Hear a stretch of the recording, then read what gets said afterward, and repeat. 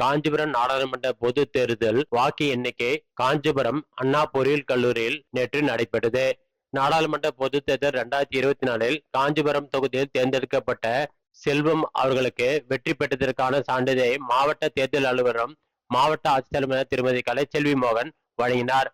காஞ்சிபுரம் மாவட்ட ஆட்சியர் அலுவலக மக்கள் நல்லுறவு கூட்டரங்கில் மாவட்ட ஆதி திராவிடர் மற்றும் பழங்குடியினர் நலத்துறை சார்பில் 2023-24 ஆண்டு +2 பயின்று தேர்ச்சி பெற்ற மாணவர்களுக்கு என் கல்லூரி கனவு உயர்கல்வி வழிகாட்டு நிகழ்ச்சியை மாவட்ட ஆட்சித்தலைவர் துவக்கி வைத்து உயர்கல்வியின் அவசியம், பயில்வதன் நோக்கம் குறித்து உரையாற்றினார். மேலும் +2க்கு பிறகு உயர்கல்வி பெறுவதற்கான விண்ணப்பிக்க முறை மற்றும் பல்வேறு துறைகளில் உள்ள பட்ட படிப்பு பாடப்பிரிவுகள் மற்றும் வேலைவாய்ப்பு குறித்து விரிவான விளக்கங்களை மாணவர்களுக்கு எடுத்துரைக்கப்பட்டது. இதனைத் தொடர்ந்து என் கல்லூரி கனவு உயர்கல்வி வழிகாட்டு நிகழ்ச்சியில் +2 தேர்வில் 563 மதிப்பெண் பெற்று மாநில அளவில் முதலிடம் பெற்ற மாணவன் கணேஷ்குமார் அவர்களை மாவட்ட ஆட்சித்தலைவர் பாராட்டி கேடயம் வழங்கினார். பள்ளி வாகன தரம் குறித்து ஆண்டுதோறும் ஆய்வு செய்ய தமிழக அரசு போக்குவரத்து துறைக்கு உத்தரவிட்டுள்ளது.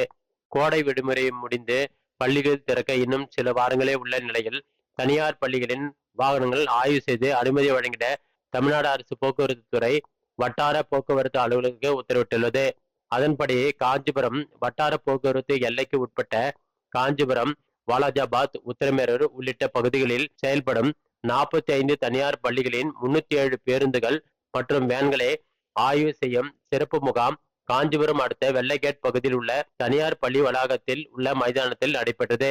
குழந்தை திருமண தடை சட்டம் 2006 படி பெண்களின் திருமண வயது 18 வயது நிறைவடைந்திருக்க வேண்டும் எனவும், ஆண்களின் திருமண வயது 21 வயது நிறைவடைந்திருக்க வேண்டும் எனவும், மேலும் குழந்தை திருமணம் நடத்தினாலும் அல்லது ஆதரித்தாலும் 2 ஆண்டுகள் கடுங்காவல் சிறை தண்டனை மற்றும் 1 லட்சம் ரூபாய் அபராதம் விதிக்கப்படும் எனவும் குறிப்பிடப்பட்டுள்ளது.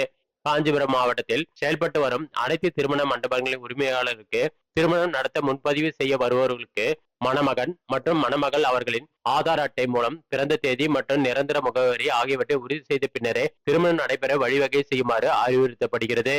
மேலும் மே மாதம் முதல் திருமண மண்டபம், சமுதாய கூடம் மற்றும் அனைத்து மத வழிபாட்டு தலங்களில் நடைபெறும் ஒவ்வொரு திருமணத்தின் போதும் மணமக்கள் அவர்களின் ஆதார் அட்டை நகல் மற்றும் திருமண பத்திரிகை ஆகியவற்றின் உரிமையாளர் அல்லது பொறுப்பாளர் பதிவேடுகள் அல்லது கோப்புகளாக பராமரிக்க வேண்டும் என அறிவுறுத்தப்படுகிறது. மேலும் குழந்தை திருமணம் என தெரியவந்தால் குழந்தைகளுக்கான உதவி எண் 1098, மகளிர் உதவி எண்கள் 181 மற்றும் மாவட்ட சமூக நல அலுவலகத்தை தொடர்பு கொண்டு புகார் தெரிவிக்கின்ற எனவும், மேலும் இப்புகார் மற்றும் புகார்தாரர் பற்றிய ரகசியம் காக்கப்படும் எனவும் தெரிவிக்கப்படுகிறது. காஞ்சிபுரத்தில் உள்ள வேளாண்மை இணை இயக்குநர் அலுவலகத்தை மாவட்ட ஆட்சித்தலைவர் பார்வையிட்டு ஆய்வு மேற்கொண்டு அலுவலகத்தில் பணியாற்றி வரும் அலுவலர்களிடம் காஞ்சிபுரம் மாவட்டத்தில் விவசாயிகளுக்கு வேளாண்மை துறை மூலம் செயல்படுத்தப்படும் திட்டங்கள் குறித்தும் மற்றும் மானிய உதவிகள் குறித்தும் கேட்டறிந்து மண் பரிசோதனை நிலையம், பூச்சிக்கொல்லி ஆய்வகம், உரக்கட்டுப்பாட்டு ஆய்வகம், ஒருங்கிணைந்த பூச்சி நோய் நிர்வாக மையத்தில் உள்ள பணிகள் மற்றும் விவசாயிகளுக்கு விநியோகிக்கப்படும் உரம் மற்றும் பூச்சி மருந்தின் தர நிர்ணயம் மற்றும் தர கட்டுப்பாடு பணிகள் குறித்து கேட்டறிந்தார். மேலும் விதை சுத்திகரிப்பு நிலையத்தை பார்வையிட்டு அதன் பணிகள் குறித்தும் ஆய்வு மேற்கொண்டு விதை தரம் பேணப்படுவது குறித்து கூர்ந்தாய்வு செய்து தரமான விதைகள் மட்டுமே விவசாயிகளுக்கு விநியோகம் செய்வதை உறுதி செய்யுமாறு அறிவுரை வழங்கினார். காஞ்சிபுரம் மாவட்டம் குன்றத்தூர் ஊராட்சி ஒன்றியத்துக்குட்பட்ட கெருகம்பாக்கம், கெளம்பாக்கம் பகுதிகளில் வெள்ளத்தடுப்பு பணிகள் மற்றும் மழைநீர் வடிகால் பணிகளை மாவட்ட ஆட்சித்தலைவர் பார்வையிட்டு ஆய்வு மேற்கொண்டார். காஞ்சிபுரம் மாவட்ட ஆட்சியர் அலுவலக வளாகத்தில் மாவட்ட ஆட்சித்தலைவர் திருமதி கலைச்செல்வி மோகன் தலைமையில் சீமை கருவேல மரங்கள் அகற்றுதல் குறித்த மாவட்ட அளவிலான கண்காணிப்பு குழு ஆலோசனை கூட்டம் நடைபெற்றது.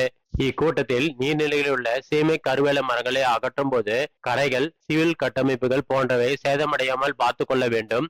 நீர்நிலைகளில் சீமை கருவேல மரங்கள் அகற்றுவது சம்பந்தப்பட்ட நீர்வளத்துறை அதிகாரிகளின் ஒட்டுமொத்த மேற்பார்வை வழிகாட்டுதலின் கீழ் செயல்பட வேண்டும். விவசாயிகளுக்கு வருமானம் ஈட்டவும், உதிர்த்த விதைகளில் இருந்து சீமை கருவேல மரங்கள் மீண்டும் வளராமல் தடுக்கவும் தனியார் நிலங்களில் சீமை கருவேல மரங்களை அகற்றிய பிறகு தமிழ்நாடு வேளாண்மை பல்கலைக்கழகத்தை அணுகி வேகமாக வளரும் மாற்று இனங்கள் கண்டறியலாம். நெடுஞ்சாலையில் வளர்ந்துள்ள சீமை கருவேல மரங்கள் மாநில நெடுஞ்சாலைத்துறையின் மூலம் அகற்றப்பட வேண்டும் எனவும் தெரிவிக்கப்பட்டது.